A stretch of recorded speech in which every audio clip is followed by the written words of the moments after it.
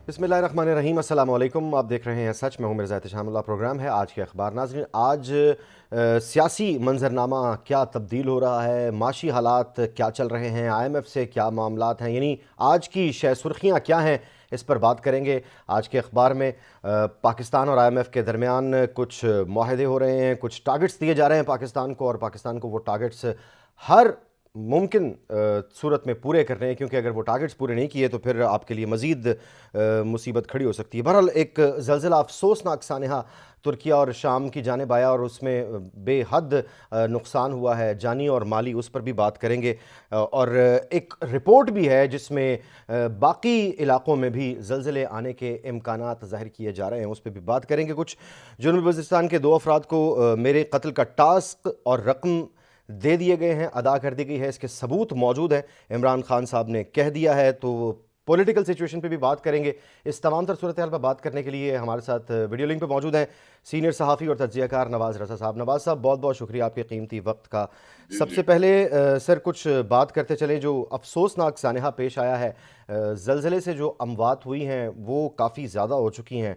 शहबाज शरीफ साहब ने भी रिलीफ फ़ंड कायम कर दिया है, मुख्तलिफ ममालिक वहाँ पर ये कर रहे हैं। जियोलॉजिकली अगर देखा जाए तो एक रिपोर्ट बताया जा रहा है, एक इंटरनेट पे एक रिपोर्ट चल रही है। एक शख्स है जो इस बात का अ, मतलब इस बात का इम्कान ज़ाहिर कर रहा है कि तुर्किया, शाम, उसके बाद चाइना, नेपाल, भूटान, इन इलाक़ों में ज़लज़ले आ सकते हैं। और उसने बताया था 7.5 यानी 7.5 रेक्टर स्केल पर उसकी शिद्दत हो सकती है, जो तुर्किया और शाम की जानिब या फिर दीगर इलाक़ों में आएगा। और 7.9 शिद्दत थी। तो एक तो इस प्रिडिक्शन के हवाले से बताइएगा। दूसरा, ये जो अफसोसनाक सानहा पेश आया है, इस पर आपके क्या जज्बात हैं? देखें मिर्जा साहब, ये जो रिपोर्ट है उसमें तो ये बात बड़ी वाजे तौर पर तो नहीं कही गई, किसी मुसद्दका अदारे की तरफ से कहा गया हो। इसकी तरदीद भी की गई है, ठीक। हमारे यहाँ से तरदीद की है कि ये खबर जो है, ये वायरल जो हो रही है सोशल मीडिया पे, इसमें कोई हकीकत नहीं है। और वैसे भी कोई लोग ये जो, अगर लोगों को इतना पता पहले होता कि जल्जले आज 100% बात दुरुस्त होती कि जल्जला आएगा, फिर तुर्की और शाम को तो पहले ही लोगों को बता दिया गया होता कि शायद वहां पर जल्जला नहीं आएगा। कम से कम 4-5 हजार के लगभग लोग वहां शहीद हो चुके हैं। और ये कहा गया है 100 साल का ये बदतरीन सान्या है। और उसमें जो बड़ी बुलंदो बाला इमारतें भी थी वो जमीन बोस हो गई। ये जल्जले अल्लाह ताला महफूज करे। ये अल्लाह ताला की तरफ से एक इम्तिहान होता है। और जिन मुल्कों में ये जल्जले आते हैं वहां तबाही बर्बादी होती है। हमारे यहाँ 2005 में एक जल्जला आ चुका है, और उसकी जो तबाही बर्बादी हुई थी वो सारी दुनिया को मालूम है। और अभी तक हम दोबारा आबाद नहीं हो सके उस तरह, जिस तरह के लोग शहर पहले मौजूद थे। ये अभी पाकिस्तान की तरफ से वजीर आजम का जाना जो है, ये बुनियादी तौर पर वहां जाकर इन्होंने कोई काम तो नहीं करना, लेकिन एक ज़ाहिर यकजहती है। ये जी। वहां पर जाकर तुर्की को ये बताना मकसूद है कि आपका गम हमारा गम बराबर है। तुर्की के सदर इस वक्त अफसरदा है, पूरा तुर्की अफसरदा है, पूरा आलम इस्लाम और दुनिया पूरी अफसरदा है कि इतने ज्यादा तादाद में बड़ा शदीद जल्जला है। देखें, और असल बात तो ये है कि जिन मुल्कों में जो ममालिक फॉल्ट एरिया में मौजूद है, उन लोगों ने तो अपने लिए तो एक मुस्तकिल इंतजाम कर रखा है। जापान जैसे मुल्क में जहां अक्सर जल्जले आते रहते हैं, उन्होंने अब अपनी ऐसी इमारत तामीर करना शुरू कर दी है कि जब जल्जला आए तो उन्हें कोई नुकसान नहीं पहुंचता। मेरा ख्याल ये है कि तुर्की और पाकिस्तान में तो ये बात बड़ी शिद्दत के साथ 2005 में महसूस की गई। और फिर वो ये भी कहा गया कि ऐसे तमाम शहरों में जो नई तामीरात हों वो जल्जला को पेश नजर रखकर की जाए। मेरा ख्याल ये है कि इस वक्त हमें तुर्की के साथ, शाम के साथ जो इज़हार यकजहती करनी है हमें करनी चाहिए, उनकी मदद भी करनी चाहिए। और एक अकाउंट भी खुल गया है बैंकों में कि इस पे अगर 12166 कहते हैं जी, गालबन अकाउंट नंबर है, अगर इस पे लोग इमदाद देना चाहें तो मेरा ख्याल है वो भी करें। और जो लोग प्राइवेट तौर पर भी पाकिस्तान में आल खिदमत जैसे अदारे मौजूद हैं, इनको अगर लोग सपोर्ट करें तो मेरा ख्याल है तुर्की के लोगों के गमों और तुर्की और शाम के अवाम के गमों में और परेशानियों में हम कमी पैदा कर कमी सकते हैं। पैदा कर सकते हैं। जिस तरह आपने बताया कि ये सोशल मीडिया पर जो रिपोर्ट गर्दिश कर रही है उसकी तरदीद भी कर दी गई है, लेकिन एक सवाल यहाँ पर ये उठता है कि इंग्लैंड, जर्मनी और एक और मुल्क गालिबन अपने जो सिफारत खाने हैं वो 4 दिन पहले क्यों बंद कर देता है वहाँ पर? देखिए, सफारत खाना बंद हुआ हुआ तो सफारत अनकरा और तो अनकरा में बंद हुआ होगा ना जी। ये तो ऐसा नहीं मुझे लगता कि उन्होंने सफारतखाना इसलिए बंद कर दिया, अगर उनको 4 दिन पहले पता लगे कि जल्जला आने वाला है कुछ तो बड़ा मेरा तो होने ख्याल ये वाला कि है, फिर दहशतगर्दी का भी खदशा जाहिर किया गया, कुछ बड़ा होने वाला है कहकर वो सिफारत खाने बंद कर दिए गए। सवाल ये पैदा होता है कि उन लोगों को क्या खदशा था और कैसे मालूम था, और अगर मालूम था तो तुर्किया को क्यों नहीं इन्फॉर्म किया गया? नहीं, ऐसा कोई नहीं, दुनिया में इतने जालिम लोग नहीं होते कि या इतने मतलब मालिक नहीं होते कि अगर उनको मालूम हो कुछ ऐसा होने वाला है। तुर्की जो है, देखें, आधा तुर्की यूरोप है। तुर्की यूरोप वालों के लिए क्या, अमेरिका वालों के लिए भी एक काबिल कबूल मुल्क है, और उनके साथ उनके ताल्लुकात की नौयत ऐसी है कि तुर्की के सदर भी उनसे बात करता है, और उनके साथ उनकी जो परेशानियां उसमें उन्होंने कुछ शेयर किया है। नहीं, मुझे नहीं लगता, ये हमारे यहाँ एक ठीक, थ्योरीज होती हैं, मुख्तलिफ होती हैं, बहुत हमें भी मिस्ट्रीज हैं। बिल्कुल नवाज नहीं, साहब, किसी आप को बिल्कुल अंदाजा बजा नहीं फरमा है। रहे हैं देखो, इस कोई हवाले से। टेक्निकल आदमी हो तो बात कर सकते हैं इस पे। जी बिल्कुल नवाज साहब, इस हवाले से बहुत सी जो मिस्ट्रीज़ हैं वो गर्दिश कर रही हैं। एक लाइट की, रोशनी की भी मिस्ट्री है। बहरहाल इस तमाम पर बात करते रहेंगे हम दीगर प्रोग्राम्स में। फ़िलहाल जो आज की मज़ीद शह सुर्खियाँ उन्हें शामिल करते चलते हैं। सुप्रीम कोर्ट ऑफ पाकिस्तान ने कहा है कि कानून की खिलाफ वर्जी पर मुदाखलत न करना अवाम से ज़्यादती है। नैब कानून पर रेड लाइन मुकर्रर करेंगे। पार्लियामेंट अपने तनाज़ात खुद हल करे। पार्लियामेंट अपने तनाज़ात खुद हल कैसे करे सर? देखिए जी, ये पार्लियामेंट की कानून की वजह से सब सारे अदारे कायम होते हैं। पार्लियामेंट सुप्रीम है। अगर कोई अदारा अपने आप को सुप्रीम समझता है पार्लियामेंट से, तो ये उसकी गलतफहमी है, और यही वजह है कि पार्लियामेंट पर बार बार हमले होते हैं। पार्लियामेंट की खुद मुख्तारी और सुपरमेसी पे बार बार हमले इसलिए किए जाते हैं कि कुछ अदारे और कुछ महकमे जो हैं वो अपने आप को पार्लियामेंट से सुप्रीम समझते हैं, और उसी के किए हुए फैसलों को बदल देते हैं। देखें, नैब के कानून में जो तरमीम हुई है वो पार्लियामेंट ने की है, बिल्कुल और ये अवाम की मुंतखब हुकूमत ने की है। वही वो लोग हैं, इसमें कुछ जारी तौर पर तो नहीं बिठा दिए गए लोग जिन्होंने फैसले किए हैं अभी लेकिन तक। ओपोजिशन तो इस इसलिए बात को नहीं मानती। सुप्रीम नवाज साहब, कोर्ट कता कलामी की सुप्रीम माजरत, कोर्ट ओपोजिशन तो इस पार्लियामेंट ही को नहीं मानती। ओपोजिशन की कंसेंट इसमें शामिल थी। जी, वो कंसेंट, वो अपोजिशन जो खुद बस इस्तीफे देकर घर चली गई, उसको चाहिए था ना तो फिर कि वो बुनियादी बैठती तौर पर और मुतनाज़ मुखालफत हो गया ना करती। सर ये फैसला। कुछ देखें ना, चीजों पे तो ये जो आज की अपोजिशन है, इसके 50% से ज्यादा चीजों पर वो भी आज की अपोजिशन जो है वो तैयार थी नैब की तरमीम पे, लेकिन कुछ मामलात ऐसे थे जिसमें दोनों में इत्तेफाक राय नहीं हो रहा था। आप मुझे ये बताएं कि ये अपोजिशन जो आज बातें कर रही है, कल ये तैयार नहीं थे इस बात पर कि इसमें इस बात की तरमीम कर दी जाए कि एक जो किसी को मुल्ज़म बनाकर पेश कर दिया जाए, उसको इस बात की इजाजत दी जाए कि वो इस्तिगासा साबित करे। इसी तरह 90 दिन का रिमांड था, इसमें भी खत्म होने के लिए तैयार थे। ये असल में नैब का कानून जो था बुनियादी तौर पर एक काला कानून था। ये कानून जनरल परवेज मुशर्रफ के जमाने में मंजूर हुआ, लेकिन जो मकासद बताए गए वो नहीं हुए। इससे सियासी लोगों को ब्लैकमेल किया गया।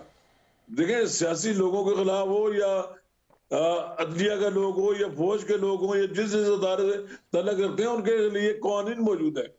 वो आम कानून के मुताबिक बजाय एक स्पेशल कानून बनाया गया। अब ये अदालत सुप्रीम कोर्ट में पास है। सुप्रीम कोर्ट अगर इसको रोक दे, कालअदम करार दे तो फिर एक नई मिसाल कायम होगी, और ये भी हो सकता है कि वो ये मामला दोबारा सुप्रीम कोर्ट को रिव्यू करने के लिए भेज दे। लेकिन वहां पर अपोजिशन खुद नहीं बैठने के लिए तैयार, और जब बैठने के लिए तैयार हुई तो वो उसको बिठाने के लिए तैयार नहीं। ये अजीबोगरीब एक सूरत हाल है कि हमारी अपोजिशन ने पहले दिन ही गलत फैसला किया कि चंद वोटों की अक्सरियत से हुकूमत कायम हुई, लेकिन उसको ये कन्फ्रंट करने के लिए जी वे इन्होंने कहा जी हम इस्तीफे देते हैं। इनका जो फैसला किया हुआ था बाद में इनके मुंह पे आकर लगता है कि काश के ये लोग उस वक्त सोचते कि हमने गलत फैसला किया है, फिर ये वापस असेंबलियों में जाने के लिए कोई ना कोई बहाना तलाश करते रहे। हर वक्त कोई ना कोई किसी न किसी सहारे की तलाश में रहते हैं। ये नहीं होना चाहिए। इनको चाहिए ये था, अक्ल शऊर से काम लेते हैं, सियासी फैसले करने के लिए मुशावरत होती है।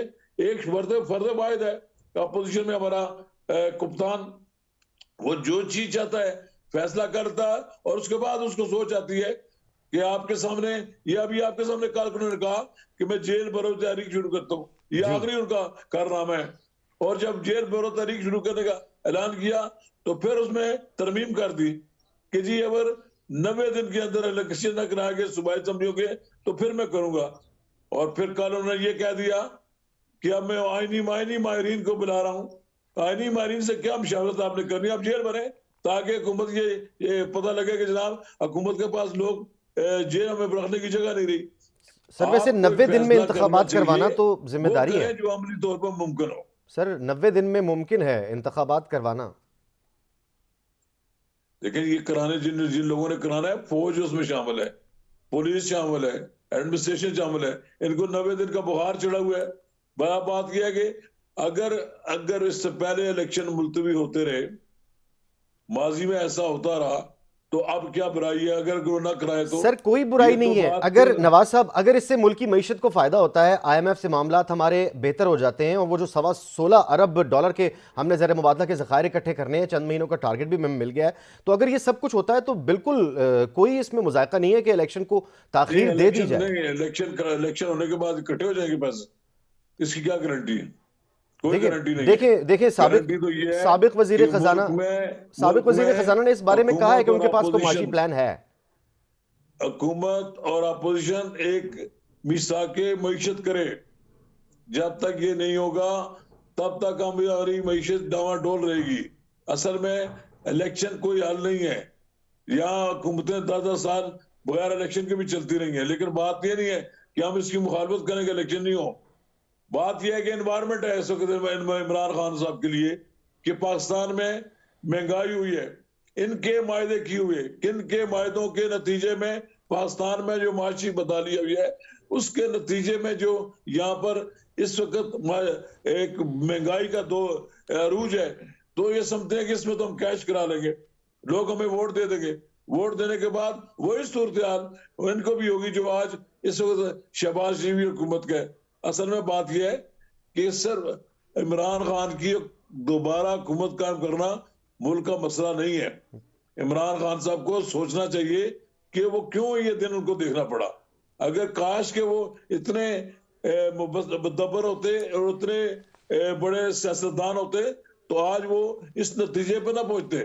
अपने सियासी मुखालिफिन को वो दीवार से लगाते रहे, जिसके नतीजे में फिर वो जो कमजोर बिल्ली थी उसने भी ऐसा उनको झपटा मारा कि खुद इनकी अपनी अपनी इनकी आंखों की जो रोशनी थी वो भी खत्म हो गई। सर कमजोर बिल्ली तो नहीं थी, वो कहते हैं जिसकी लाठी उसकी भैंस, तो इस वक्त जिसके हाथ में लाठी है भैंस भी उसी की है, लेकिन ये लाठी बदलती रहती है। हमने भी बड़े अदवार देखे हैं सर। लाठी किसके पास लाठी सर इस वक्त जो पीडीएम जिस तरह से अपोजिशन कहती है कि पीडीएम इस वक्त हमारे साथ इंतकामी कार्रवाइयां कर रही है, तो जब पीटीआई हुकूमत में थी उस वक्त पीडीएम की जमातें कहती थी कि हमारे साथ इंतकामी कार्रवाई हो रही है, तो आपने जो बिल्कुल बजा फरमाया था कि नैब को आर्म ट्विस्टिंग के लिए इस्तेमाल किया जाता रहा है, तो क्या किया जाए? शायद खाकान अब्बासी साहब की बात मान ली जाए।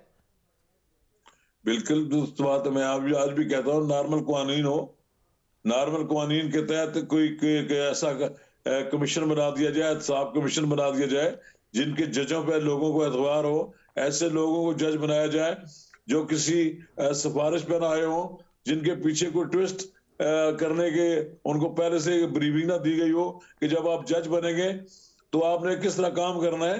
इंडिपेंडेंट जजों पे एक बार बन जाए कमीशन और उसकी एक मुकर्रर मुद्दत मुकर्रर कर दी जाए कि कोई केस आए वो 3 माह या 6 माह से ऊपर ना जाए। यहाँ तो पकड़ कर आदमी को जेल में डाल दिया जाता है और फिर बार बार तारीखें भुगतनी पड़ती हैं। मुझे ये बताया ना एहसन इकबाल का क्या जुर्म था? कहते थे करप्शन कोई नहीं किया है, फिर कहते थे इख्तियार का गलत इस्तेमाल किया। इख्तियार का इस्तेमाल तो प्राइम मिनिस्टर ऑफ पाकिस्तान जो भी करे, जो भी कोई हुक्म जारी करे तो क्या उस पर इल्जाम तो लग सकता है और उसको कानून क्या जाए कि कानूनी खिलाफ वर्जी की है। इसी तरह आप देखेंगे शाहिद खाकान अब्बासी के खिलाफ आज तक केस साबित नहीं किया जा सका और ना ही वो खत्म हो रहा है, क्योंकि उन पर इल्जाम ये लगाया गया पहले के जी वो LNG उन्होंने बड़ी महंगी ले ली, जब इस पे इनका मुंह काला हुआ कुछ नहीं कर सके तो फिर इन्होंने कहा जी टर्मिनल जो है बनाने में इन्होंने मदद की, फिर वो भी कुछ साबित नहीं कर सके, कहा गया कि ये पेपरा रूल्स पे तो हुए हैं लेकिन इसमें ये इन्फ्लुएंस शामिल किया है। ये इस तरह के अगर काम करते रहे इमरान खान साहब तब भुगते ना जी, उनके अगर अगर उनके साथ अभी तो किसी ने कोई इस तरह का सलूक ही नहीं किया, उनके अपने दौर में भी 4 5 6 बड़े केस तो है ना मौजूद, खुद उन्होंने अपना जो हेलीकॉप्टर यूज किया उसके लिए कानून बनवाते रहे खैबर पख्तूनख्वा असेंबली से कि जनाब उसको इस्तेमाल करने का उनको इख्तियार है और सब कुछ हो सकता है। देखें ये इस तरह के जो सूरत हाल है उसमें ये सोचना चाहिए इनको कि नैब कानून को अगर कहे, इमरान खान खुद के एतराफ करे कि अगर वो कहते हैं कि मेरे इख्तियार में नहीं था, नहीं उन्हें कहे नहीं, आप इस बात को तस्लीम करें कि आपने नैब के कानून को दूसरों के खिलाफ इस्तेमाल किया। अब इसमें ये जो तरामीम हो रही हैं ये देखें किसी आदमी ने बरीयत जो हासिल की है वो सिवाय इसके अलावा कि 50 करोड़ रुपए तक अगर इल्जाम है तो आम अदालतों में केस चले, इसके अलावा बाकी मुझे ये पता है कि उसमें क्या लोगों ने कर लिया। जब एक आदमी के खिलाफ बना दिया गया कि जी परसेप्शन की बुनियाद पर एक आदमी के खिलाफ केस बनाया गया, वो परसेप्शन जो था कि हमें इस बारे में यकीन है कि इस शख्स ने अपने इख्तियार को गलत इस्तेमाल किया, पूरी ब्यूरोक्रेसी ने हाथ उठा लिए। इमरान खान के दौर में कोई आदमी काम करने के लिए तैयार नहीं होता था, कहते थे नैब पकड़ के ले जाइए हमें। जब ये नैब को पकड़ने और लोगों के बाजू मरोड़ने के लिए इस्तेमाल किया जाएगा तो फिर उसमें तरमीम तो करेंगे। ये कोई खुदाई कानून तो नहीं है, केस पे सबने अमल करना है, ये इंसानों का बनाया हुआ कानून है। बहरहाल जनाब इस पर कुछ बहस भी हुई, उसको भी हिस्सा बनाते चलते हैं। नैब तरमीम से ख़त्म या मुतलका फ़ोरम पर मुंतकिल होने वाले केसेस और प्ली बार्गेन की तफसीलात तलब की गई हैं। तरामीम से केसेस ख़त्म या गैर मौसर हो गए, सवाल किया गया अदालत की जानिब से। प्रोसिक्यूटर ने कहा कि कोई नैब केस ख़त्म नहीं हुआ, तो अभी ये सुप्रीम कोर्ट में है, देखते हैं इस पर क्या बात बनती है। लेकिन इस तमाम तर रस्साकशी में जो हमने माजी के अदवार में भी देखी, इस दौर में भी देख रहे हैं, इससे क्या हमारी मईशत को फ़र्क पड़ता है? देखिए मईशत का तलक तो इसमें है ना कि पाकिस्तान में ऑनेस्ट दयानतदार ना सिर्फ पॉलिटिशियन होना चाहिए बल्कि जिंदगी के तमाम शोबे में, अदलिया में भी, फौज में भी, हर इदारे में ऑनेस्ट लोग होना चाहिए जो उनको हुकूमत के फराहम करदा फंड्स होते हैं उनका सही इस्तेमाल करें, यकीनन उससे मईशत बेहतर होगी। और फिर कौम के अंदर भी एक ऐसी उमंग की जरूरत है कि जो कम से कम उन लोगों का खुद मुहासबा करे। ये बड़ी वोट की जो ताकत होती है वो इसीलिए होती है कि अगर कोई जमात और कोई तहरीक और कोई एक पार्टी अगर लोगों को डिलीवर करने में नाकाम हो जाए और उनके उनके वसाइल का गलत इस्तेमाल करे तो वोट की कुव्वत से निकाल देते हैं, जैसा कि माजी में अभी 10 अप्रैल की रात को हुआ कि वोट की ताकत से पार्लियामेंट ने तब्दीली कर दी। ये पाकिस्तान की तारीख में एक ऐसा बड़ा फैसला है कि जो हमेशा जमहूरी तारीख में याद रखा जाएगा, जली हरूफ से लिखा जाएगा। आप सही कह रहे हैं सर। अच्छा नवाज साहब, पाकिस्तान और IMF में मुआहदे के इम्कानात रोशन हो गए हैं। पाकिस्तान और IMF के जो मामलात हैं वो काफ़ी देर से लीतुलाल का और रेलतवा का शिकार हैं। कुछ टारगेट्स हैं उन्होंने हमें दिए हैं, कुछ 16.25 अरब रुपए इकट्ठे करने हैं हमने ज़र मुबादला के ज़खायर के लिए। आलमी मालियाती इदारे का पाकिस्तान को जून तक दीगर ज़राए से मिलने वाले 5 अरब डॉलर कर्ज़ों पर खदशात का भी इजहार सामने आया है। पॉलिसी सतह के मुज़ाकरात हतमी मराहिल में दाखिल हो गए हैं।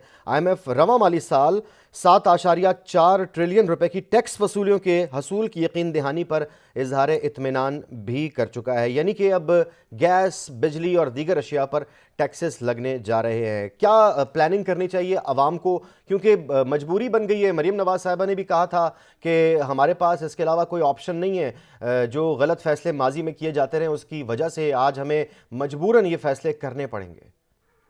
देखिए इमरान खान साहब को मुर्दे इल्जाम ठहराए या किसी को भी ठहराए, ये तो सबको मालूम है कि पाकिस्तान टेक्निकल डिफॉल्ट के करीब पहुंच चुका है। बल्कि हमारे एक शबर जैदी साहब जो FBR के चेयरमैन थे, जी जी, वो तो उन्होंने कह दिया था कि बहुत पहले पाकिस्तान टेक्निकल डिफॉल्ट हो चुके हैं, उससे बचाने के लिए इकदाम किए जाते हैं। पाकिस्तानियों को मैंने पहले भी आपसे बार बार ये आपके प्रोग्राम में ये बात कहता रहा हूं, पाकिस्तान के लोगों को अपने अखराजात कम करने चाहिए। कम से मुराद ये है, पेट्रोल पंपों पे जो हमारी लाइनें लगी होती हैं, पता लगता है कि पेट्रोल महंगा होने वाला है, तो पाकिस्तान के लोग टंकियां फुल करा रहते हैं, शायद इसके बाद पेट्रोल ना मिले। और पेट्रोल पंपों वाले भी बेगारत इतने होते हैं कि वो जो चाहते हैं तो वो जनाब पेट्रोल या तो चोरी करके दबा लेते हैं या उसकी सप्लाई खत्म करते हैं। लोगों की परेशानियों में मजीद इजाफा होता है। आम आदमी पेट्रोल की तलाश में धक्के खा रहा होता है। वजह यह है कि IMF हमको पैसे देता है, कर्ज देता है। ठीक, कर्ज देता है। इसी पर मजीद भी हमें बात करेंगे नवाज साहब। यहाँ वक्त हुआ है जरा ब्रेक का, छोटे से ब्रेक के बाद वापस आते हैं, इस पर मजीद बात करते हैं।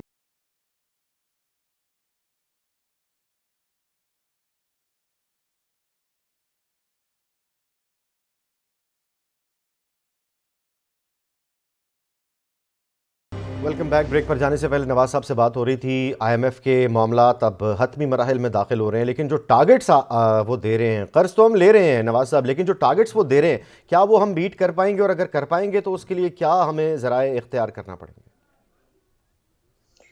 देखो, वो कहते हैं कि जी आपने हमसे इतने अरब डॉलर का हमसे कर्ज लिए है, आपसे वापस कैसे करेंगे? फिर एक बात यह है कि जिन मुल्कों को वो देते हैं कर्ज, उन्हें ये कहते हैं कि आप अपने पांव पर खड़ा हो। ये भी कोई बुरी बात नहीं है। वो ये कहते हैं कि आपने बिजली में, गैस में, पेट्रोल में, फलां में, हर चीज में आपने सब्सिडी रखी हुई है। पॉलिटिकल पार्टीज रखती हैं सब्सिडी इसलिए कि लोग खुश हों और लोगों को ये मैसेज हो हम आपको सस्ती बिजली फराहम करें। दो बातें हैं पाकिस्तान में, या तो बिजली ना हो, बिजली जितनी मिलती थी उसमें गुजारा करते रहे, तो कम से कम पाकिस्तान का सेकुलर जो डेट है, जो हमारा ये जो कर्जा है, गर्दिशी कर्जा, जी जी। ये कम हो जाता। आप जब इसका इस्तेमाल भी करते हैं उसका ज्यादा है, फिर उसमें जो हमने लोगों को रियायतें दे रखी हैं, वो लोग इस पे भी खुश नहीं है। आप देखें, आप इसके बावजूद कि हुकूमत को 250 हजार के अरब रुपए के लगभग उन पे कर्ज चढ़ गया इस बात का, लेकिन इसके बावजूद लोग खुश नहीं है पाकिस्तान की हुकूमतों से, और बिलखसूस आज की हुकूमत से भी खुश नहीं है। और IMF के पास सामने ये लिस्ट पड़ी होती है कि आपने इतने अरब डॉलर का, इतने अरब रुपए का जो है ये कर्जा दे रहा है, इसको किस तरह कम करेंगे? हम अपने अपने सिरों पे हमने अजाब एक मुसल्लत कर रखा है IPPs का। हमने अपने मुल्क में IPPs की एक ऐसी मुसीबत की इजाजत दी है, हमने बजाय इसके कि पानी से बिजली पैदा करें, हमने तेल से बिजली पैदा करने की कोशिश की सर, है। ये तो इंडिपेंडेंट पावर प्रोवाइडर्स जो हैं, ये कब कायम हुए और किस मकसद के तहत कायम हुए? LNG के बारे में भी ऐसी बातें होती रहीं, हर दौर में ही बहती गंगा में हर कोई हाथ धोने की कोशिश करता है। देखिए जी, LNG के बारे में तो उन्होंने बबांगे दौल दावा किया ना। वो शाहिद खान अब्बासी ने कहा कि आए मैं केस खुद लड़ूंगा अपना। शेख रशीद ने भी मुंह छुपा कर चले गए। वो एक दस्तावेज उन्होंने इंटरनेट से निकाल ली कि ये मायदा हुआ है। जब पता लगा इनको, इन्होंने अपना मुंह छुपाना शुरू कर दिया कि कतर ने तो हमें पूरी दुनिया से सस्ती LNG दी है। लेकिन बात यह है, जब हमने इंपोर्ट करके LNG से गुजारा करना है, हमारे पास चौके नहीं है कि हमारे पास हमने ना तो मजीद तेल को दरियाफ्त कर सके, 1 लाख बैरल तक हम गए थे, उसके बाद पता नहीं उसकी भी अब शायद कोई तादाद कम ना हो गई हो। 3 गुना तक, तकरीबन 2-3 गुना हम ज्यादा पेट्रोल मंगवाते हैं पूरी दुनिया से। बहुत महंगा पेट्रोल हमारा मंगवाते हैं सर अपना हम, अरबों डॉलर्स के। अच्छा, एक इमरान खान साहब के दौर में आपको याद होगा, एक्सन मोबिल भी पाकिस्तान में इंटरेस्ट जाहिर कर रही थी, उन्होंने ऐलान किया था और फिर उस पर भी यू टर्न ले लिया था। वो क्या मामला था? कौन सी चीज जी? तेल के कुओं की दरियाफ्त का कराची के साहिलों के करीब। देखिए ना, वो तो एक था ना, लेकिन यू टर्न नहीं लिया गया, बल्कि बाद में नाकामी हुई। नाकामी तो हो सकती है। ये कहा गया इमरान खान साहब को उस वक्त के भी कुछ उनके समझदार मशीरों ने कि आप ये दावा ना करें, अगर आप दावा करेंगे कल नाकाम होगी तो फिर आपको मायूसी होगी। वो अगर काश के हम कामयाब हो जाते तो बड़ा तेल निकल आता। अल्लाह ताला इसी तरह ही मेहरबानी करता है किसी कौम पर। लेकिन आप देखें, आप दुआ करें कि हम तेल से बिजली पर चले जाएं, और एक वक्त ऐसा भी आएगा हमारी जिंदगियों में कि लोग हर तरफ बिजली की कारें इस्तेमाल कर रहे हो, तो फिर तो मुमकिन है कि कोई मुल्क संभल जाएगा। जब हमने गाड़ियां हर रोज गाड़ियां बढ़ रही हैं, जब पेट्रोल की खपत उस लिहाज से बढ़ रही है कि नई से नई गाड़ियां आ रही हैं, ये अगली गाड़ियां कहीं हम कोई फेंक नहीं देते, बल्कि वो भी ज़रा इस्तेमाल होती हैं। जब अगर पेट्रोल की खपत कम नहीं होगी, 27, 28, 29 बिलियन डॉलर का हम तवानाई मंगवाते रहेंगे, इंपोर्ट करते रहेंगे, तो फिर इतनी कमाई भी तो होनी चाहिए ना। कमाई नहीं हो रही। वो यही कह रहे हैं, ये जो पाकिस्तानी बैरून मुल्क पाकिस्तानी हम पे एहसान करते हैं कि जी हम आपको डॉलर भिजवाते तो अपने फैमिलीज को है, लेकिन जरा सा मामला हुआ कि डॉलर की कीमत बढ़ रही है तो उन्होंने पैसे रोक रखे। अब पैसे कुछ शायद आना शुरू हो जाएंगे, मुमकिन है ये भी कमी पूरी हो जाएगी। लेकिन बहरहाल पाकिस्तान मसाइल का ये शिकार रहेगा। ये नहीं हो सकता कि हमारे यहाँ खुशहाली इतनी आ जाए कि हम जनाब डॉलरों की हमारे यहाँ ये 50 लाख डॉलर का तो कल एतराफ किया हुकूमत ने, जिसका हम रोना कई दिनों से हम रो रहे हैं। और मैं तो हर प्रोग्राम में ये बात कहता हूँ, 50 लाख डॉलर जिस मुल्क का रोजाना अफगानिस्तान जा रहा हो, उस मुल्क की क्या हालत होगी मुझे बताएं। सबसे बड़ा मुजरम वो शख्स है इस मुल्क में जो पाकिस्तान की इकानमी को तबाह करने के लिए यहां से डॉलर लेकर जा रहा है। हमने अफगानियों को पाल रखा है, हमने अफगानियों के लिए आज सब कुछ करने के लिए तैयार है, लेकिन उनके लिए पाकिस्तान मासवाए एक लूटने के लिए जगह नहीं है। ये समझते हैं को कि अफगानिस्तान से आने वाले लोग किसी जमाने में यहाँ से लोगों को लूट कर ले जाते थे, आज इस तरह लूट कर ले जा रहे हैं कि हमारे डॉलर जो है वो उनकी इकानमी में इस्तेमाल कर रहे हैं। और उसके जिम्मेदार अमेरिका और यूरोप के मुल्क भी है कि वो उनकी कम अज कम डॉलर तो फ्रीज किए खत्म करें। हमारे डॉलर जो पीछे वो पड़े हुए हैं, हम रोक भी नहीं सकते, हम रोकने की अच्छा, कोशिश बड़े करते हैं। इंपॉर्टेंट पॉइंट की जानिब नवाज साहब आपने इशारा किया। अगर ये कोई साजिश के तहत किया जा रहा है पाकिस्तान के साथ, तो इसमें फिर अक्लमंदी का मुजाहरा करने की जरूरत है हमारे तमाम इदारों को, पड़ोसी मुल्क को भी। अब पाकिस्तान वाहिद मुल्क है दुनिया में। मेरा ख्याल ये है कि जिनके आमद के बाद एग्जिट भी लगती है, और वो वजारत दाखिला से सारा उनकी एग्जिट लगती है। वैसे तो लोग आते हैं और वहां से वापस चले जाते हैं, लेकिन इनका रिकॉर्ड रखा जाता है। इनके बारे में कहा जाता है कि अगर 4 लाख आदमी आए हो तो 1.5 लाख रुक जाते हैं, सर वापस ही नहीं जाते। इसका क्या किया जाए? पाकिस्तान उनके लिए एक ऐसी सरजमीन है जहां पर वो कमाई कर सकते हैं और सारे वसाइल यहां से लेकर वो अपने अफगानिस्तान के लोगों को पालते हैं। वो यहाँ कारोबार करते हैं, यहाँ पर मजदूरी करते हैं, यहाँ सब कुछ करते हैं, लेकिन वो पैसा यहाँ से लेकर चले जाते हैं, और पैसा भी वो डॉलरों में लेकर जाते हैं। 50 मिलियन डॉलर बड़ी रकम है सर। थे। रोजाना की बुनियाद पर अगर इसे कैलकुलेट किया जाए तो ये बहुत बड़ी रकम बन जाती है। बहरहाल जो हमें टारगेट दिया गया है सर IMF की तरफ से, जाहिर है अब जिस तरह मरियम साहबा ने भी कहा, बाकी इसहाक डार साहब भी आपके सामने ही हैं, उन्होंने भी कहा 16 अरब 20 करोड़ डॉलर तक लाने का टारगेट दिया गया जून तक आपके ज़र मुबादला के ज़खायर। तो सर चाइना, अमरीका, रशिया या फिर सऊदी अरब, हम उधार ही पकड़ते रहे हैं। अभी भी हमारे पास कोई ऐसा ऑप्शन नहीं है कि हम अचानक से कोई प्रोडक्शन शुरू कर दें और हम माल बेचना शुरू कर दें। बिजली अलग महंगी है। अच्छा, दरामदात को तो बढ़ाने की भी बात की गई है IMF की तरफ से। जो कुछ रोका हुआ था बरामदात में, अब उन्हें भी ओपन करने का टारगेट दिया गया IMF की तरफ से।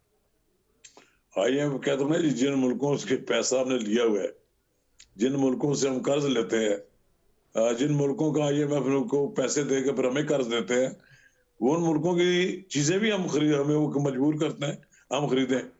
एक्चुअली बात यह है कि कुछ चीजें ऐसी हैं जिनकी दरामदात हमें मजबूरन करनी पड़ती है, और कुछ चीजें ऐसी हैं कि जिनकी दरामदात पर पाबंदी क्या लगाना, उसके टैक्स बढ़ा देंगे, वो करना बड़ा जरूरी है। फर्ज करें अगर आप पाकिस्तान में कारों की दरामदात जो है उस पर आप नरमी कर दें और कह दें कि बगैर टैक्स के मंगाई जा सकती हैं, आप देखेंगे पाकिस्तान का रेडी वाला भी जो है वो भी अपनी एक गाड़ी रख लेगा। लेकिन जब अगर हुकूमत टैक्स वसूल करती है तो यही उसका जरिया आमदन होती है। मेरा ख्याल ये है कि अमीरों पे जो टैक्स लगने वाली बात है उस पर हमें नजरसानी करके देखना चाहिए कि कहां कहां पर हमने उमरा को रियायतें दे रखी हैं। और फिर बात यह है कि मैं तो ये समझता हूं कि पाकिस्तान उसी सूरत में बच सकता है कि पाकिस्तान का एक रेडी फरोश जो है वो भी टैक्स दे, और जो सोडे की बोतलें शाम को बेचता है वो भी दे, और जो सरकारी मुलाजम है वो भी दे, और कारखानादार भी दे। हमारे यहाँ यह डिस्क्रिमिनेशन है कि कहते हैं कि करियाना स्टोर वाला जो है वो टैक्स क्यों दे, जबकि करियाना स्टोर वाला एक आम जो सरकारी मुलाजम है उससे कई गुना ज्यादा वो कमाता है। हमारे यहाँ टैक्स का जो कल्चर है इसको जबरदस्ती लागू करना पड़ेगा और लोगों को पकड़ पकड़ कर जेलों में डालना पड़ेगा जो टैक्स नहीं देते हैं। टैक्स तब जाकर इस्लाहात की के बात पता कर रहे लगेगा हैं हम। सर, आप टैक्स इस्लाहात की बात कर रहे हैं, पार्लियामेंट में भी इस पे बात होती रही है। रिफॉर्म्स एक बहुत बड़ा मैटर है सर, कहां से शुरू किया जाएगा? रिफॉर्म करने की हर हुकूमत ने कोशिश की, पाकिस्तान की इकानमी को डॉक्यूमेंटेशन की कोशिश की गई, यही डार साहब कई बार कर चुके हैं, लेकिन लोग नहीं होने देते। उनके ताजर आगे जनाब डेरे डाल लेते हैं एफबीआर में। वो एफबीआर के लोगों को कहते हैं कि हम आपकी जेबें भरने के लिए तैयार हैं, लेकिन खुदा रहा आप हमारे असल जो वसाइल है और असल आमदनी जो है उसको तलाश करने की ना कोशिश करें। काश के पाकिस्तान में ये हो जाए कि कोई शख्स जब आटे की एक बोरी अपनी शॉप पर रखता है तो आटे की बोरी की खरीदारी की वो रसीद पेश करे, और फिर जब फरोख्त करे उसकी भी रसीद पेश करे, तो आपको पता लग जाएगा कि पाकिस्तान में ओरिजिनल जेन्युइन इकोनॉमी कितनी है। यही ब्लैक इकोनॉमी होती है जिसके बारे में किसी को पता ही नहीं होता कि कितनी आमदन है। शुगर मिल से जब चीनी निकलती है तो उसमें एक्साइज जो टैक्सेशन की जो होती है वो ओरिजिनल नहीं होती, वो उसमें मिले होते हैं लोग शुगर मालकान के साथ। और पाकिस्तान का शुगर माफिया जो है जितने भी मालकान है सब ब्लैक करते हैं, बिला तखसीस वो करते हैं। उनकी होता यह है कि वहां पर जो एक्साइज इंस्पेक्टर बैठे होते हैं वो जो ओरिजिनल चीनी जा रही होती है वो कुछ और होती है, और जो उनकी पैदावार है वो कम शो की जाती है। इसलिए तो वो इस इकॉनमी को वो लोग वाइट करने के लिए टीटी पे पैसे मंगवाते हैं। और क्या वजह यही होती है, वो जो कमाए होते हैं पैसे वो टीटी पे मंगवा कर फिर लीगलाइज करते हैं सारा। ये इसको रोकने की बड़ी जरूरत है। पाकिस्तान के हर शोबे में चोर डाकू बैठे हुए हैं और वो लोगों के मसाइल में इजाफा करते हैं। जहां कोई इंस्पेक्टर लगता है, अगर कोई किसी बेवरेज की फैक्ट्री में लगा हुआ है कोई इंस्पेक्टर, तो आप उसके घर जाकर देख लें कि उस बेवरेज की जो डाले के डाले लगे होते हैं जो फ्री उठाकर घर ले आते हैं। ये तो वो करते हैं जो कम से कम जुर्म है। वो जुर्म ये करते हैं कि उनसे बकायदा उनका माना पत्ता तय होता है कि अगर वो 1000 बोतल निकल रही है तो वो उसके अंदराज करेंगे कि 500 बोतल जा रही है। ये काम जब तक खत्म नहीं होगा टैक्सेशन का निजाम बेहतर नहीं हो सकता। सर, टैक्सेशन का निज़ाम बेहतर करने के लिए करप्शन को ख़त्म करना पड़ेगा, जिन्होंने टैक्सेस देने हैं उनसे टैक्सेस लेने होंगे। रिफॉर्म्स भी तो की जा सकती हैं, इस हवाले से कानून साजी भी की जा सकती है। और जिस तरह आप घरों की बात कर रहे हैं सर, कल मेरी एक दोस्त से बात हो रही थी, वो कह रहे थे बड़े बड़े घर बड़े बड़े इदारों के बड़े बड़े लोगों के हमने देखे। तो करप्शन तो ओवरऑल पाकिस्तान में है, शुरू कहाँ से किया जाए? नहीं, तो ये तो तयशुदा बात है ना जी। अल्लाह ताला का खौफ पैदा करें, खुद बहुत पैदा हो जाएगा। ये कहते हैं ना, मैं तो चौधरी निसार अली खान वजीर दाखिला थे, तो जो उनके तहत आने वाले महकमों में बहिश्तर महकमा में करप्शन नाम की कोई चीज है उसको जुर्म ही नहीं समझा जाता था। तो पुलिस के लोगों में खड़े होकर कहते थे एक बात आप सहन में रखें, हलाल और हराम की आप तमीज कर लें तो आपकी जिंदगी संवर जाएगी। अगर कोई आदमी किसी इदारे में है वो ये सोच कर रहे कि मैंने यहाँ हलाल कमाना है और मैंने हलाल कमा कर अपने बच्चों को खिलाना है, तो मेरा ख्याल ये है कि यकीनन को बेहतरी आ जाएगी। कानून तो बड़े मौजूद है, वो यही कानून नाफिज है बरतानिया में, अमेरिका में। ये बरतानिया पे वाले हम पर हुकूमत करके गए हैं, इसी कानून के तहत उन्होंने की है। वहां तो हालात दुरुस्त हैं, वहां तो ऐसा को तस्वर भी नहीं कर सकता कि जीएसटी जो है वो कोई अदारा जो है जीएसटी जो है लोगों की वो खा जाएगा। आपको पता है कि होटलों पे लगाई जाने वाली जीएसटी जो है उसकी ओरिजिनल रकम नहीं जाती एफबीआर में, इसलिए नहीं जाती कि एफबीआर के मुलाजिम उनसे भत्ता ले लेते हैं और उनके साथ 2 नंबर की वहां उनकी सारी एंट्रियां होती हैं। ये मशीनें भी अब फराम की गई हैं, इसमें भी गड़बड़ करने का मुझे लगता है कि इम्कान है, तो सब कुछ करते हैं। ये चीजें जो हैं, जो आप लोगों से टैक्स लेते हैं एक लिहाज से जीएसटी फर्ज कर लेते हैं, बेकरी के सामान पे लेते हैं, ये चीज तो फिर जानी चाहिए ना गवर्नमेंट के पास। अगर ये गवर्नमेंट के पास नहीं जाती और वो बेकरी वाला भी खा जाता है और उसमें एफबीआर वाले भी खा जाता है, तो कौन किस तरह मुल्क तरक्की करेगा? जी हाँ। पैसे इकट्ठे करना, तो देखना, एक पैसे इकट्ठे किए जाते हैं मुल्क के लिए। हमारे यहाँ तो ये अदारे जो मौजूद हैं, ये अपनी जात के लिए पैसे इकट्ठे करते हैं। ये दिनों में कोटियां, दिनों में अरबों करोड़ों रुपए कमा लेते हैं। एफबीआर के जो चेयरमैन आते हैं लोगों के, इनके एहसासों को तो चेक करें जरा। जब वो चले जाते हैं पूछें इनके पास पहले कितने थे, अब क्या इनके पास कितने एहसास हैं? ये बड़ा जुल्म है। पाकिस्तान में तो मुझे ये ऐसा मालूम है कि एक एक चीज महंगी करने के लिए लाखों नहीं करोड़ों रुपए की रिश्ते ले ली जाती हैं। फर्ज करें एक चीज पाकिस्तान में तैयार होती है, वो महंगी तैयार होती है और उसे खरीद को नहीं सकता, और जो बाहर से आ रही होती है वो सस्ती आ रही होती है। तो यहाँ के जो लोकल मैन्युफैक्चरर्स हैं रिश्वत देकर बाहर से आने वाली चीज को महंगा करवा देते हैं। राइट। टैक्स लगवाते हैं टैक्स ताकि लगवा देते हमारी हैं, चीज फरोख्त हो। कोई शक नहीं। नवाज साहब, ये जो पॉइंट जिस जानिब आप इशारा कर रहे हैं, ये लूप होल्स हैं, करप्शन होल्स हैं। मुख्तलिफ इदारों में सरबराहान जो है वो रिश्वत ले रहे होते हैं, जिसकी बिना पर तमाम सरकारी अफसरान जो है वो रिश्वत ले रहे होते हैं। इनको आम आवाम का जो आटे की लाइन में मरने वाला है या फिर जो सड़कों पर बेयारो मददगार फिरने वाला है, इन लोगों का एहसास नहीं होता। अब देखिए, जिस मुल्क में मिर्जा साहब, जिस मुल्क में लोग पैसे देकर अदारों को सरबराह लगते हैं, मुझे मालूम है कि वो सुई नाजम गैस में और मुख्तलिफ इदारों में ये एमडी लगा करते थे। वो बड़े बड़े जो हुकूमत में जो ये कहते हैं ना पंजाबी में रच, जो बड़े बड़े हुकूमत में जिम्मेदार लोग होते थे, वो उनसे करोड़ों रुपए की रिश्वत दिया करते थे। और शायद मेरा ख्याल अब भी शायद कहीं ना कहीं ये सिलसिला मौजूद होगा कि ऐसे लोग लगे हैं। मैं आपको बताऊंगे, deputy commissioner, assistant commissioner, SHO, DPO, ये जो लोग लगते हैं पैसे देकर लगते हैं। लोग दयानतदार लोगों को लोग ठिकाने लगा देते हैं। काश के दयानतदार लोगों को उनको मौका फराहम किया जाए तो मेरा ख्याल है कि काफी बेहतरी हो सकती है। नवाज साहब, ये भी जब तो अगर पार्लियामेंट का चोरों और काम है। डकैतों के पास मुल्क का निजाम होगा तो फिर यही होगा अशर हमारा। चोरों के पास अगर मुल्क का निज़ाम होगा तो यही हाल होगा। अच्छा, ये तो पार्लियामेंट का काम है कि वो ऐसी कानून साजी करे कि ऐसे लोग भर्ती ना हो पाए जो रिश्वत देकर आए या फिर रिश्वत का कारोबार करते हों, और अदलिया की भी इसमें बड़ी जिम्मेदारी आयद होती है।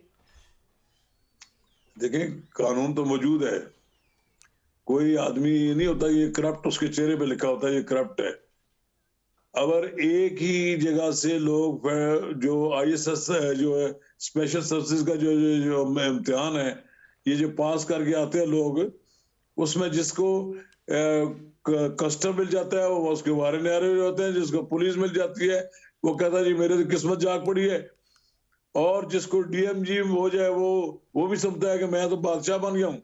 लेकिन जिसको डखाने में भेज दें, रेलवे में भेज दें या और दूसरे छोटे महकमा भेज दें ताकि इंफॉर्मेशन मफाद तो कहते हैं परस्ती, जी हमारे साथ मफाद तो बड़ा जुल्म परस्ती, हुआ है। बिल्कुल मफाद परस्ती कूट कूट के भरी है सर हमारे अवाम में। बहरहाल इस पर मजीद भी बात करेंगे नवाज साहब। यहाँ वक्त हुआ है छोटे से ब्रेक का।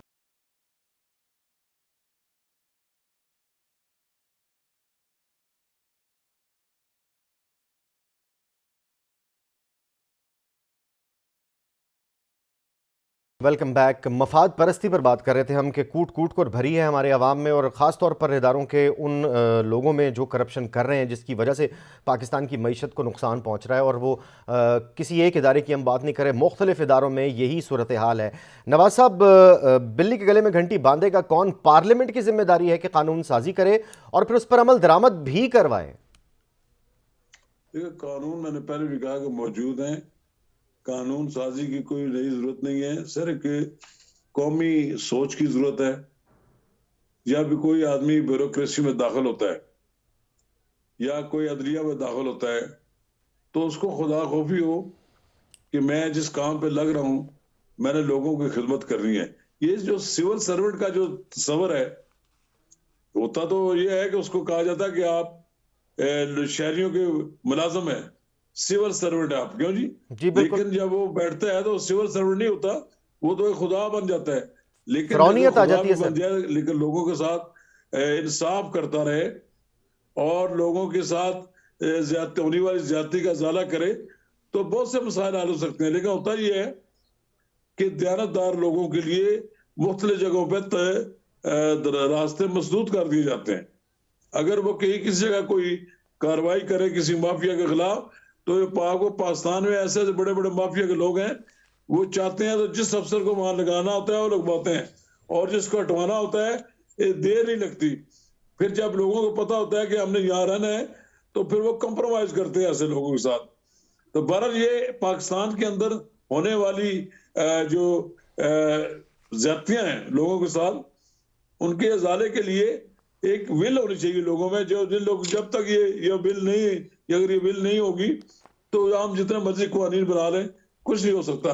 देखिए जी, दयानतदार लोगों की आज भी कमी नहीं है, आज भी हर अदारे में लोग मौजूद हैं, बिल्कुल। लेकिन जब वो अपनी दयानतदारी का सबूत फराहम करते हैं और जब अपना कोई उस पर कोई एक्शन लेने की कोशिश करते हैं, उनके रास्ते में बड़ी बड़ी बलाएं आ जाती हैं, वो बलाओं से भी टकरा जाते हैं। लेकिन बात यह है कि इसके लिए पाकिस्तान के अंदर लोगों में भी ऐसे लोगों के लिए अप्रिसिएशन होनी चाहिए, लोग उनके साथ खड़े हो जाएं।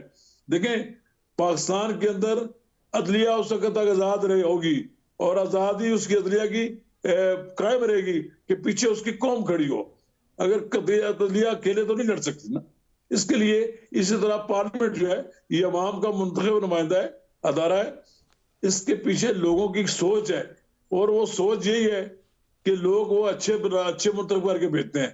काश के उनकी पार्लियामेंट में ऐसे लोग जो क्या कहते हैं वो जो जालसाजी भी आप कह रहे या पॉलिटिकल इंजीनियरिंग से ना जाते हो, लोग सही हकीकी मायने में अवाम के मुंतखब नुमाइंदे हों, उनके पीछे किसी अदारे का ठप्पा भी ना लगाओ कि उन्होंने इनको भिजवाया है, वो हकीकी नुमाइंदे हों, तो यकीनन आप देखेंगे कि पार्लियामेंट भी सही काम करेगी। फ्री एंड फेयर इलेक्शन हो तो ऐसा हो सकता है। और जिस तरह आप अदलिया के हवाले से बात कर रहे थे कि अदलिया के पीछे अगर अवाम की सोच हो तो अवाम गैर मुतनाज़ फैसलों के साथ होती है, गैर मुतनाज़ फैसलों के साथ नहीं होती। मुतनाज़ फैसले जो अदलिया की जानिब से आ जाते हैं कभी कभार, उसके साथ अवाम नहीं होती। तो बहरहाल जिम्मेदारी तो सब पर आयद होती है कि कौमी सोच अपनाएं। बहरहाल नवाज साहब, केपी के इंतखाबात दहशत गर्दी का इम्कान, फ़ौज एफसी की मदद दरकार होगी, 57,000 एहलकारों की कमी का सामना है। आईजी ने इलेक्शन कमीशन के इजलास में ब्रीफिंग दे दी है। आम इंतखाबात और ये जो केपीके के हालात हैं, इस पर क्या नजरसानी हो सकती है? नहीं सर, केपीके नहीं, अगर पंजाब के अगर सूबाई इंतखाबात का भी मुझे कोई इम्कान नजर नहीं आ रहा। जो इस वक्त दहशत गर्दी तो अपनी जगह बरकरार है, और ये अदारों की ये भी सोच है कि इलेक्शन ही हम खेलते रहेंगे पूरा साल। अभी हमने ज़िमनी इंतखाबात के लिए जो अनाउंसमेंट हो गया, ये भी आइन की एक रिक्वायरमेंट है। मुझे तो नहीं लगता कि ये ज़िमनी इंतखाब भी हो जाएंगे। फिर इसके साथ वो क्या नाम है उसका, 2 असम्बलियां टूट गई हैं पाकिस्तान। ये इसलिए बाज ये लोगों में एक सोच पाई जाती है पहले भी कि पार्लिमानी निज़ाम एक बहुत बड़ी अय्याशी होती है मुल्कों के लिए, लेकिन गरीब मुल्कों के लिए अजाब भी बन जाता है, इसके अखराजात भी बढ़ जाते हैं। जो मुल्क जिन मुल्कों में आमरीत या दूसरे अदारे होते हैं जिनको मजबूत होते हैं, वहां तरक्की भी लोग ज्यादा करते हैं। लेकिन पाकिस्तान जैसे मुल्क में चूंकि पार्लिमानी निज़ाम है और पाकिस्तान के लोग इसको एंजॉय करना चाहते हैं पूरी तरह, और देखें हर आदमी के मुंह से ये निकलती है बात कि जी पाकिस्तान का एक ही मसला है, जी सारे मसले हल हो जाएंगे उस दिन जिस दिन आम इंतखाबात होंगे। जिस दिन इमरान खान साहब बरसे इख्तियार आ जाएंगे तो पाकिस्तान में दूध और शहद की नहरें बहने लगी। ये सारी एक ख्वाब है, एक ऐसा खूबसूरत ख्वाब है जिसकी मुझे कोई ताबीर नजर नहीं आती। इसलिए मैं ये समझता हूँ कि ये पाकिस्तान में फ्री एंड फेयर इलेक्शन होना चाहिए, वक्त पर चाहिए। किसने कहा था कि आप असेंबली तोड़ दें? आपने असेंबली इसलिए तोड़ी कि आप वफाकी हुकूमत को कमजोर करना चाहते थे। आपने असेंबली इसलिए तोड़ी ताकि वफाकी हुकूमत मजबूर हो जाए कि कौमी इंतखाबात भी हो जाए। जब आपको नजर नहीं आ रहा तो फिर आपने एक तो ऐसा काम किया जो चौधरी परवेज इलाही आपको मना कर रहे थे। चौधरी परवेज इलाही की आपने बात नहीं सुनी, आज आप पछता रहे हैं। अब आज आपके खिलाफ इकदाम हो रहे हैं, कार्रवाइयां हो रही हैं। एक आपके लिए पंजाब में छुपने का और पंजाब में बैठने का आपके पास एक जगह थी, अब आप जमान पार से बाहर नहीं निकल सकते। राइट। अच्छा नवाज साहब, केपी के इलेक्शन, पंजाब के इलेक्शन, ये दोनों सूरत हाल किसी भी, वो कहते हैं ना, ये बेल किसी मुंडे चढ़ती दिखाई नहीं दे रही है। क्या होगा ये तो वक्त ही बताएगा। लेकिन जो जेल भरो तहरीक का ऐलान किया गया है कि अगर 90 दिन में इंतखाबात ना हुए तो फिर जेल भरो तहरीक, दो बयानात दिए गए। इस कार्ड से, इस कार्ड के खेलने से क्या पीटीआई को फ़ायदा होगा या पीटीआई के लिए मुस्तकबिल में मज़ीद मसाइल बनते दिखाई दे रहे हैं?